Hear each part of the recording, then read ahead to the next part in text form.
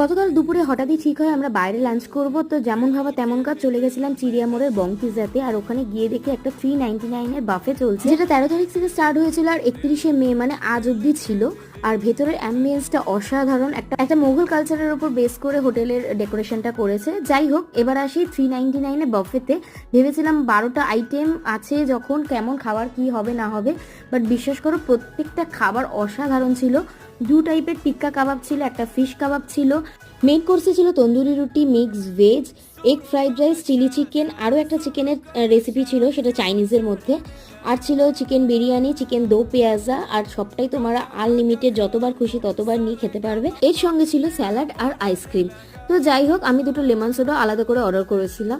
বাফে ছাড়াও তোমরা অন্য সময় আসতে পারো, খাবারের রিজনেবল প্রাইস রয়েছে, আর এখানে কন্টিনেন্টাল আর ইন্ডিয়ান দুটো খাবারই তোমরা পেয়ে যাবে। নেক্সট টাইম এসে আমি পিজাটাও ট্রাই করবো। দেখা হচ্ছে নতুন ব্লগে। তো